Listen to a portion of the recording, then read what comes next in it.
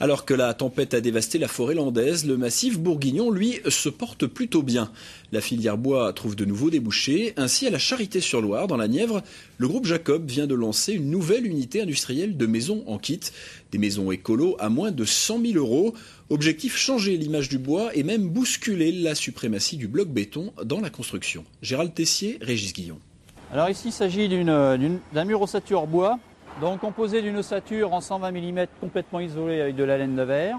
Et puis d'une isolation par l'extérieur qui sera faite de polystyrène de 40 mm sur lequel, sur le chantier, on pourra projeter un véritable enduit hydraulique à la chaux. Ça ressemblera à n'importe quelle maison. Exactement. C'est l'idée révolutionnaire de cette entreprise charitoise, construire des maisons bois à l'aspect identique au pavillon traditionnel.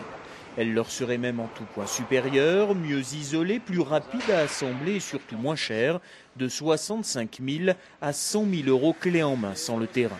Pas de problème de style ou d'entretien, le but est de sortir la maison bois de son ghetto écolo ou élitiste, public visé, tout le monde, notamment les primo-accédants.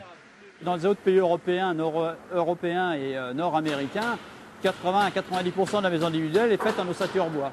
Donc en France, on a toujours ce frein, cette méconnaissance et ces idées reçues de la maison des trois petits cochons qu'il faut absolument combattre pour arriver à placer nos maisons.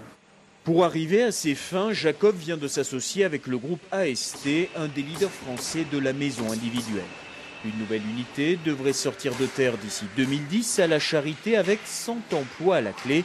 Sa mission, fabriquer les pièces d'une trentaine de maisons type prêtes à monter, histoire d'abaisser encore les coûts et les délais. 2000 unités par an sont annoncées. Les chiffres sont ambitieux, 2000 maisons, effectivement c'est un chiffre important, il faut le ramener sur le marché français, de 100 000 à 120 000 maisons réalisées chaque année sur un segment de marché qui est celui de la primo-accession, qui est notre cible.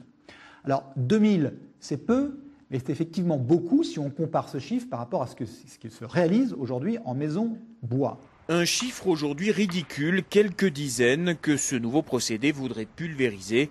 Pour l'heure en France, le parpaing ou la brique représente encore près de 98% du marché.